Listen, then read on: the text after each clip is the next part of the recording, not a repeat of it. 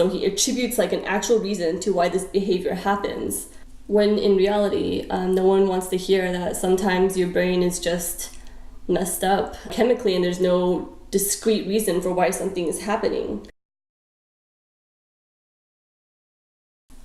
So on my YouTube channel, there are a lot of clips to the Dr. Phil show from the official Dr. Phil YouTube channel. And I watched all of them. I got really obsessed with the show because I'm naturally a very introspective person. And I feel like I was really learning some stuff. Like I felt like it was a more nutritious show versus some of the other reality TV shows that I watch. But I learned later that the information that he shares on the show is not true. Like it's just objectively not true. And the danger of that is that after watching these shows, I learned, this untrue information, and then I also felt like, really confident in my knowledge. Being misinformed and confident is one of the worst combinations, just in terms of being a human in society. So I wanted to talk about what it is that he says that is wrong. I wanted to start off with his licensure. So firstly, he did not go to medical school, he does not have an MD, he has a PhD, and his clinical psychology license isn't even active anymore. Now, in general, I'm not big on licenses or official documents and things like that. I don't think it would matter if he was giving good information, but he's not. I'll leave a bunch of links below so you can look at it if you want, but I just want to move on to what it is that he actually says that I think is not right.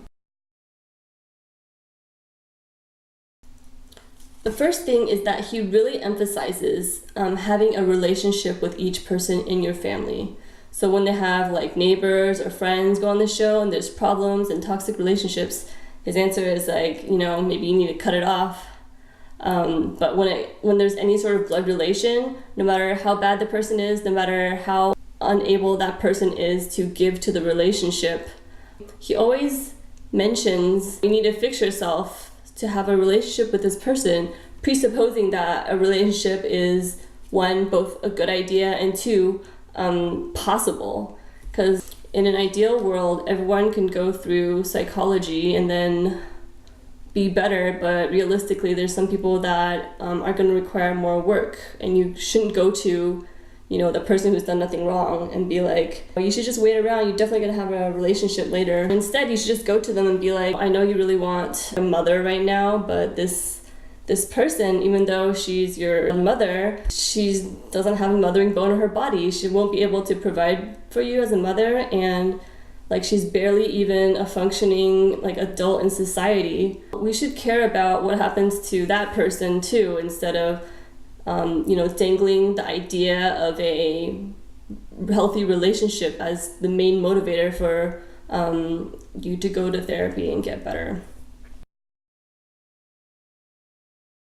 Another thing that I think he does wrong is he explicitly states the origin of any problem behavior.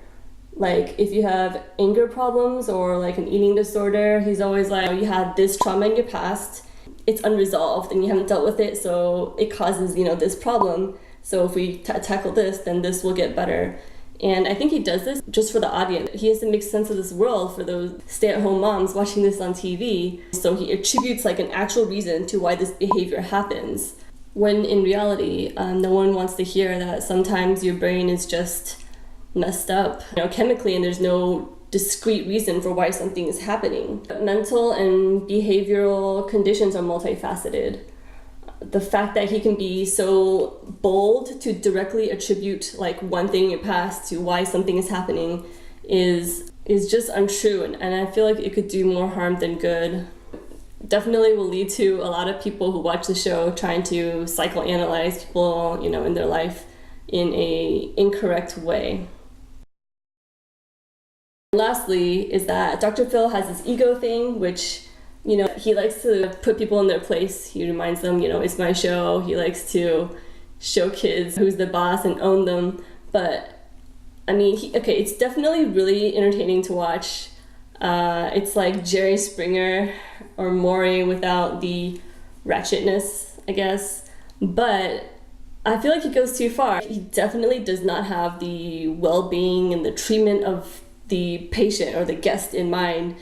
He's too busy trying to roast them. And then sometimes you see the guest sitting there just like fuming because he's so mad that he got roasted on national TV that for the rest of the entire show, they're just like not mentally present because they're just so, I don't know, I guess they're just so embarrassed and feeling like, you know, what am I going to do when I go home and watch this on TV and watch myself get roasted? Can you imagine like going to therapy and then having your psychiatrist roast you like that? I'm going to end with a clip of a guest that Dr. Phil invited on his show. So how the show works is that everyone watches this dramatic clip of the guest and, you know, his background and why he is the way he is and like what brings him to the show today so that Dr. Phil can get straight into his little psychology thing. But as they're watching the intro clip for this person, Dr. Phil, in the middle of the clip, he's like, time out, stop. He says, cut the tape. And then the tape cuts to this like fake static screen. It's like an animated static. So, you know, it's like prearranged. And he's like, cut the tape. You know, this is abhorrent behavior. I will not have this on my show. I will not, you know, be a part of publicizing this thing and you need to go. And then the guy, you know, the guest is sitting on his chair, like completely like, what is going on? Because like, you know, Dr. Phil invited him this far to come out here to be on his show just to invite him to go off in some sort of weird statement of morality. Because, I mean, first of all, Dr. Phil's like, I will not be a part of publicizing this, but he just showed the entire thing on national TV. And then, I mean, I respect the guy for not getting really upset immediately. He said something to Dr. Phil, and Dr. Phil, instead of listening to him or saying anything, he's just like, he's like, keep telling yourself that. And I was just like, oh my God, because that is like the lowest level of argumentation ever. When you tell someone like, you know, just keep telling yourself that, because I hate when people don't just argue the actual argument. Like, it would take just as much energy just to like argue the argument instead of trying to belittle the other person and being like, you know, keep telling yourself that. And also this guy, he dressed up as Dr. Phil. Like, he has like a bald cap on with like hair, and Dr. Phil invites him to leave so fast that no one, you know, says anything about this yet, but just watch this clip. We paid him 20 bucks. I've made multi-millions off the Bum Fights video series. I'm not surprised at my success. It's a sick world. Stop the tape. Stop the tape. I don't want to talk to you. Why not? That's despicable. I don't want to talk to you. You can go. You can go. If you think I exploit people, every time you bring a guest on this show, you exploit them and spread whatever the problems they have to the whole world. You think that's helping them? Yeah, keep telling yourself that. You can go. You know what? Who do you think you are, huh? Bye. Hey, bud, come on. Huh? Come on. No, I'm not finished talking to you. Yeah, you are. No, I'm not. Yeah, you are. No, I'm not. Come on. Yeah, you are. Come on, let's go.